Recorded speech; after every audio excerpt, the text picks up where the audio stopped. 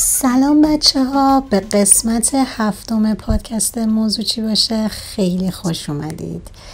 این قسمت قراره راجع به یه موضوع خیلی جذاب صحبت کنیم که مربوط به روابط کاپلیه و مطمئنم خیلی قراره ازش یاد بگیریم و اسمش اینه که چرا جذب آدم‌های اشتباه میشیم و چطوری از این چرخه تکراری بیرون بیایم.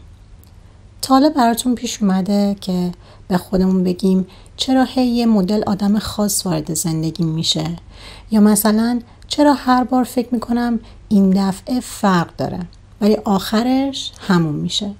یه جورایی انگار مغزمون یه الگوی تکرار داره، ما میدونیم نتیجه چیه اما باز هم میریم سراغش. امروز میخوایم دقیق تر بریم بررسیش کنیم، از مغز و هورمونامون تا الگوهای دلبستگی صحبت کنیم، از ترومای کودکی تا انتخاب‌های بزرگسالی و در آخر راهکارهایی برای اینکه بتونیم آگاهانه انتخاب کنیم نه ناخودآگاه تکرار کنیم رو بگیم. مغز عاشق آشناییه نه عشق. برخلاف چیزی که فکر میکنیم ما همیشه دنبال آدم جدید نیستیم، ما دنبال احساس آشنا میگردیم، حتی اگه اون احساس دردناک باشه. وقتی عاشق میشیم مغز دوپامین، اکسیتوسین و نورادرنالین ترشح میکنه. اما اگه از بچگی با اضطراب، توجهی یا طرد شدن آشنا بودیم، مغز اون حس رو به عنوان عشق واقعی میشناسه. یعنی وقتی یه آدم سرد یا بی تفاوت میاد توی زندگیمون، مغزمون میگه آها این همون حس همیشگیه، پس حتما عشق واقعیه. اما یه واقعیت تلخ اینه که اغلب ما به سمت آدمایی کشیده میشیم که زخمای قدیمیمون رو دوباره باز میکنن، چون ناخودآگاه فکر میکنیم این بار میتونم درستش کنم. الگوهای دلبستگی با یادگیری عشق از دوران کودکی شروع میشه.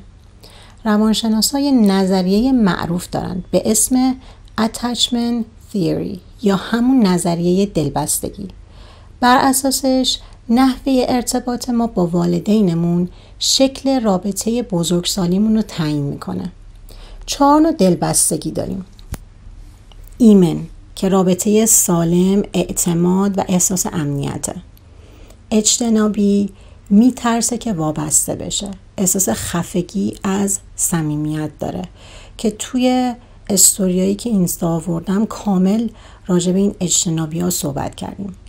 اضطرابی عاشق وابستگی و ترس از رها شدنه و آشفته ترکیبی از هر دوتاشون، یعنی هم میخواد نزدیک باشه ولی فرار هم میکنه. حالا نکته جالب اینجاست که آدمای اضطرابی معمولاً جذب آدمای اجتنابی میشن. یکی دنبال نزدیکیه، اون یکی دنبال فاصله و مغز هر دوشون این چالش رو با اسم عشق ذخیره میکنه. در واقع اون آدم اشتباه برای مغزت احساس آشنا بودن داره نه اشتباه بودن.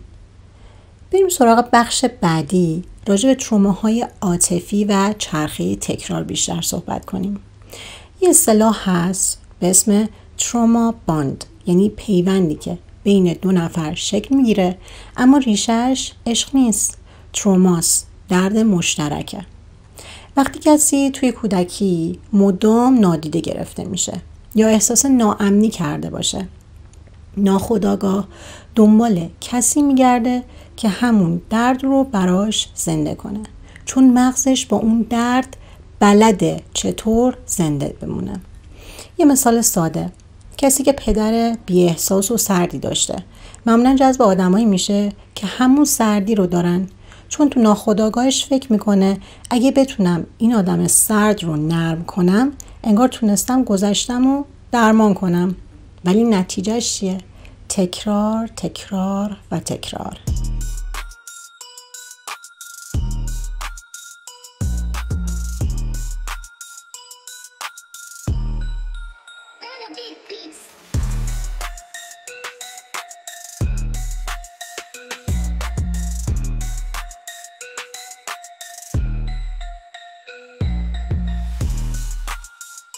بریم از جنبه زیست شناسی بررسی کنیم.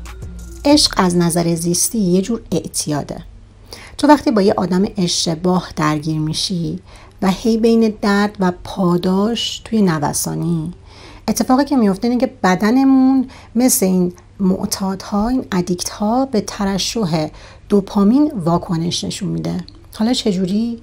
یه پیام ازش میگیری، از حالا پارتنرت، مغزت دوپامین ازش میاد و یه روز اون فرد سرد میشه و سطح کورتیزولت میره بالا توی اوج، دوباره بر میگرده، مغزت میگه پاداش گرفتم. همین نوسان بین هورمون ها و این آرامشی که ازت میگیره، تو با این چالش حال میکنی و میگی این عشقه.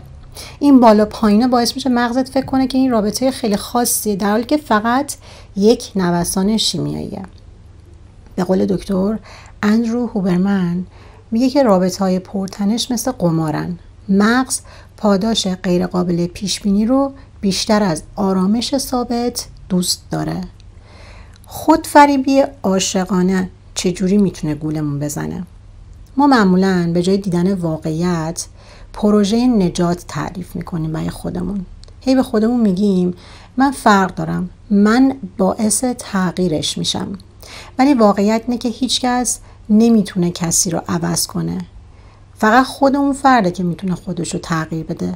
دیدید خیلیا شنیدید ازشون که میخوان ازدواج کنن، اگه پارتنرشون یا اون نامزدشون یه مشکلی داره میگن نه من روش کار میکنم و درستش میکنم. به قول فروید ما کسایی رو انتخاب میکنیم که آینه نیازهای پنهان ما باشند. یعنی گاهی عاشق درمان زخم خودمون در دیگری میشیم. چیزایی که برامون زخمه و باعث آسیبمون شده، حالا وقتی توی یکی دیگه میبینیمش فکر میکنیم که ما منجی این آدمیم و باید درمانش کنیم.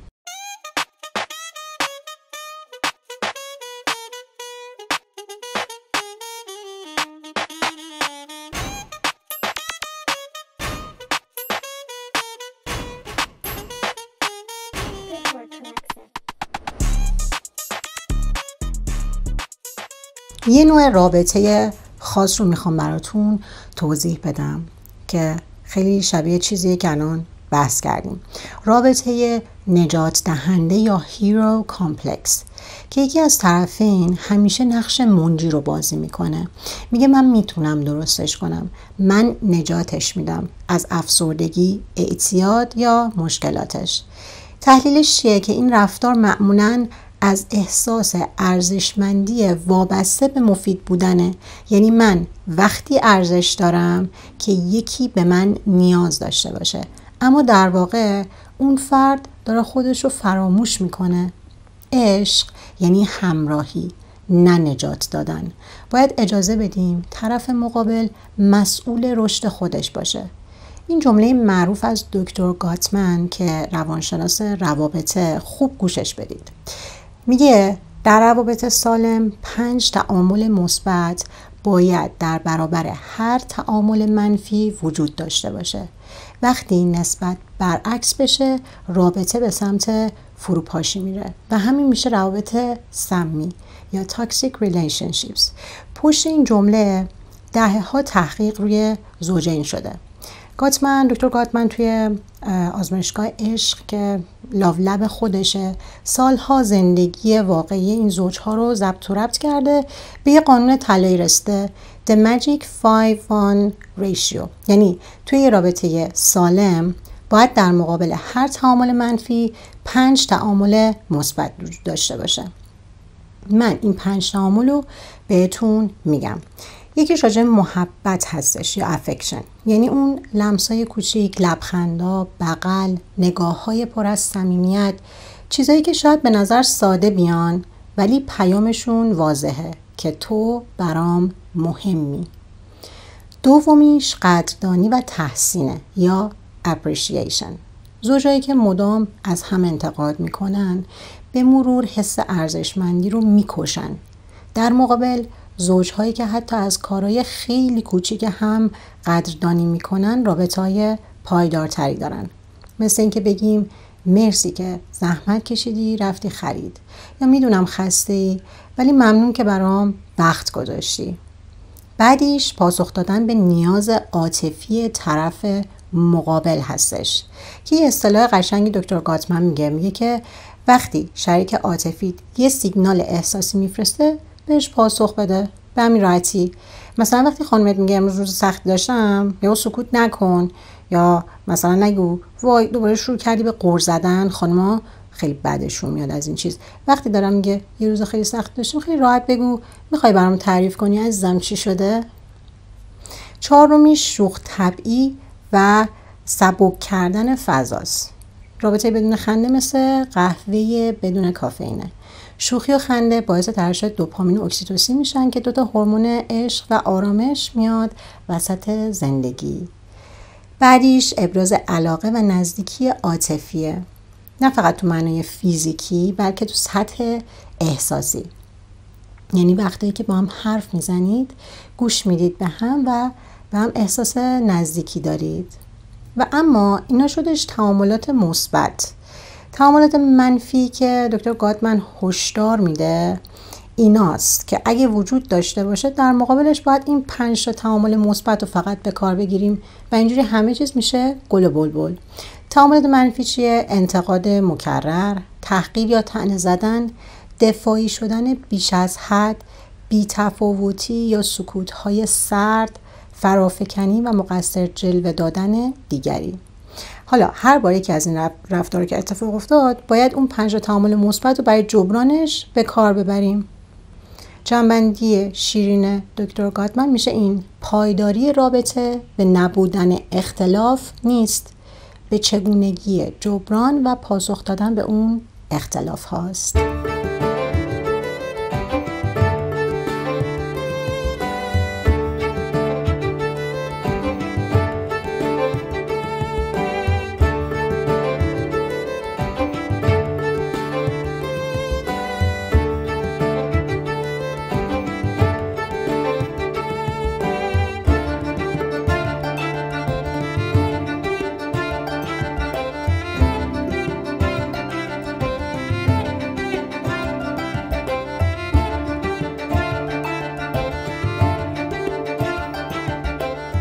خب بریم سراغ راهکار که چجوری از این چرخه جذب آدم‌های اشتباهی در بیایم.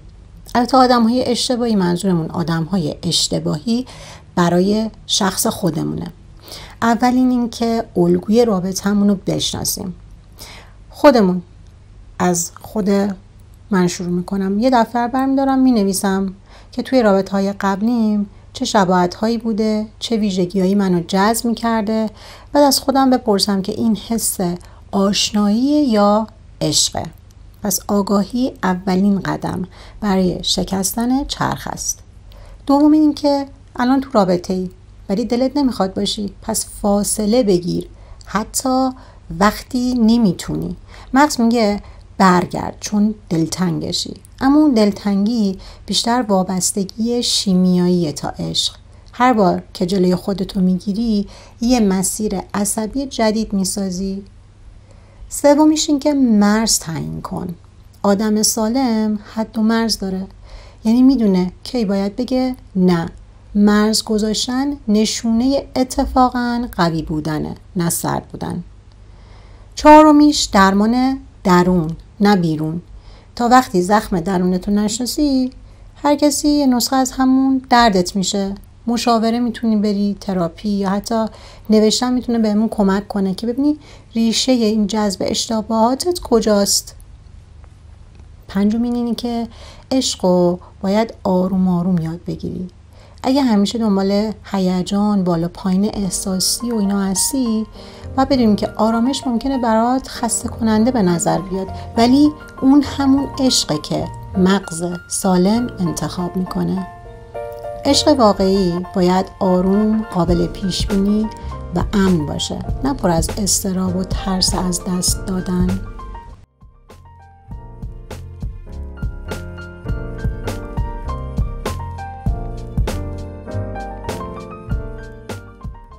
خب اینم از قسمت 7 موضوع چی باشه. تا قسمت بعدی که ببینیم موضوع قراره چی باشه. خدا نگهدار.